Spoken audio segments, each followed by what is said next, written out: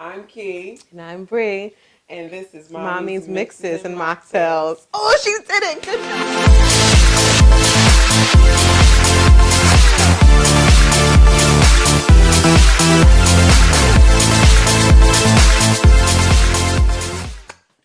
Thank you so much for tuning in to Mommy's Mixes and Mocktails with Qui and Bri. I'm Qui. And I'm Bri. And today, honey, all right.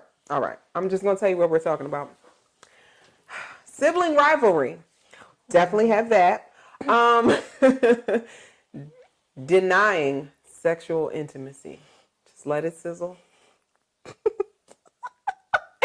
And lastly, Chloe and Tristan and their baby and them the allegeds. Okay, I'm going to just leave it there until we actually jump on it. Okay. Now, Bri, everybody knows I have more kids than most people. 5 boys, but we both have 3 running around the house, right? How do you deal with your sibling rivalry? Because you actually have girls and a boy. I just have all just boys. Prayer. Excuse me. Lots and lots and lots of prayer and hollering and yelling and threatening all day, every day. What do they do? Like, who goes head to head? Like, who? You would think that all of them, they're just terrible. They do me so wrong. I would have to say my oldest. It's all of them. I can't even pinpoint. Quite honestly, it's either the twins are going at it with each other, or it's the oldest one, the 2 girls. Or it's the oldest one and the youngest one. And granted, yes, they're twins, but, the young baby B would technically be the youngest one. So, twin moms. Yeah, we get it. But they're just crazy. They really, really are. The part that gets me is, unfortunately, thankfully the twins are twins because they have each other. But unfortunately for my oldest, there's such an age gap there. So she doesn't have very much in common with them. And she's at this stage where she just does not want to be bothered with them. She doesn't want them in her room. She doesn't want them in the same room with her. They can't touch any of her things. And it's just all day long I hear, Mommy, and it's that same mommy, and that same little, and it drives me crazy to the point where I told her, I need you to figure out something else. Do something else. Call me something else. The youngest, he calls me Mrs. Bri now. Are you serious? Mrs. Bri. If I don't answer to mommy, it's Mrs. Bri. Yes, and then at that point, I'm just like, what do you want? My eye shrinks up and start twitching a little bit. But they fight over everything. With the twins, they can have 2 of the same exact thing. Of course. And they want what the other one has in the hand. The oldest one, Gianna, and pick one. One of the other ones. The other little one. Right. It'll be anything. She has my this or she has my that, and it's just like, give me a break. I try really, really hard to explain to her that, they're younger than you. This is how they communicate. They're just trying to get attention from you. And maybe you should try something different. She's not. She's definitely not. She'll be 9 next month. Oh. And she's just like, she doesn't want to, she doesn't. It's about Minecraft and LOL dolls and FaceTime with her girlfriends. And she's FaceTiming. She is FaceTiming. Oh my she had a phone call the other day from a boy. Johnny called the phone, and I was like, "Ooh!" Here, mind you, my husband's standing right there, so I'm like, "Here, G, Johnny's on the phone for you." You just hear in the background like, "Who the hell is Johnny? Who is Johnny? Who is Johnny?" Like, settle down, Bubba. Right. I'm not ready for any of it, but yeah, it's a constant battle. It's an all day thing. I can't wait for them to leave for school in the morning, and I can't wait for bedtime at night, because I do look forward to bedtime. Yes, praise bedtime. It is an all day thing, and it's like it's never ending. I can't wait till they get to the point where they are old enough to come to like some type of common ground, and I hope it's soon. Good luck with that. Just good luck with that. The way my boys, I don't know what's wrong with them. I don't know. They're not that far apart. And you would think Roman is the oldest. He's the middle. So all I hear is, get up there. Boom, things swinging, things falling, thumping, bumping, everything. As long as I don't hear a cry, I don't respond. Unless they come, Mom! What is it? What? Like, What do you want? What do you want? And Ryan, he is just so intense. He's like, this was just yesterday. That's why before I sent them away to my mother's house. He was just like,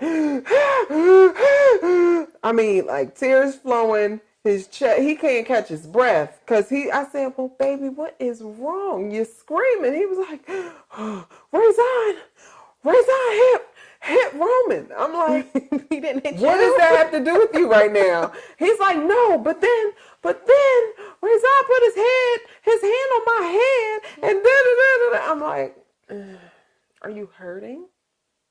Is anything broken? Are you bleeding? Mm-hmm. Are you still breathing? You're fine. Mm-hmm. You are okay. Right. But when I tell you, it is like, I can't even call it WWE. It's more like World War III. Right. Because they really go for it. And they play hard.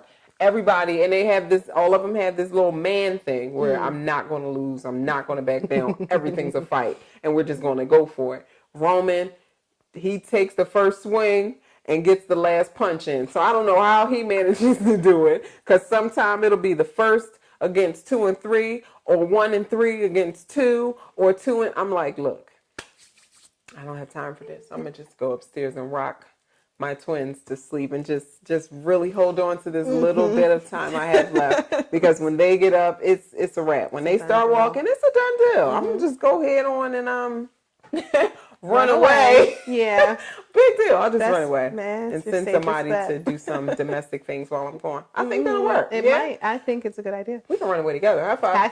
Yes. I hope my husband didn't I got to check, because, husbands be trying to put tracking devices in you and everything. Mm-hmm. But I digress. Girl. So, mine looks pretty. The mocktail version is always great, but what are you having? So today I'm having... Hi, I'm Bri, and the mix of the day is the Fuzzy Navel.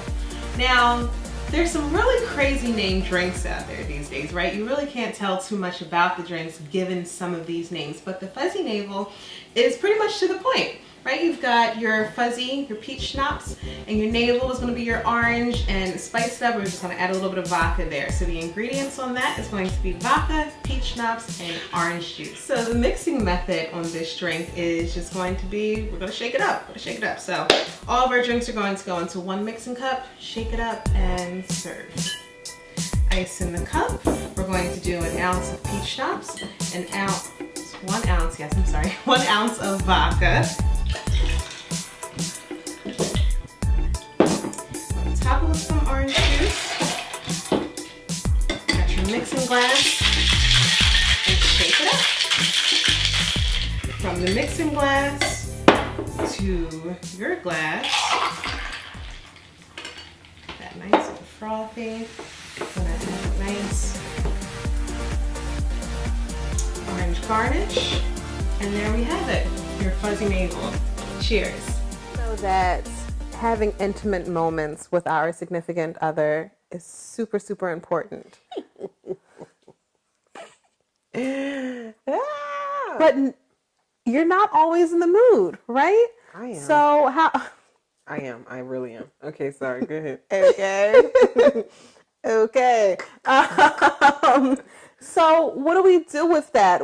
How do you do? I mean, I for one am not always in the mood. I'm guilty of this. When you think about the daily stresses of just being a wife, being a mom, throw in there, I'm a stay-at-home mom as well.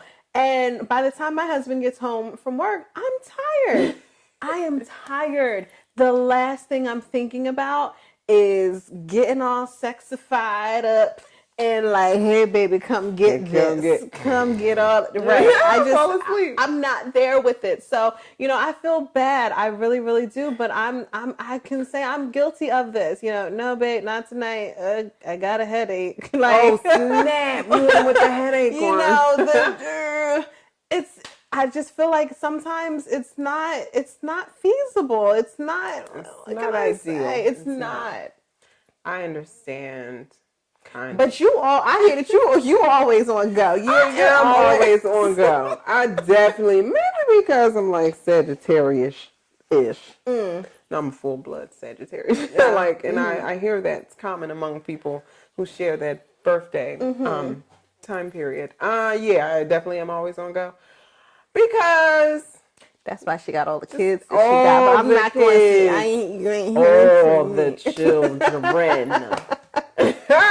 And that's like my love language. So I just feel like it's not a duty. Like I don't ever want it to feel like a duty. But I do feel an obligation because this is what I signed up. This was like in our vows. We had our own little vows too. No.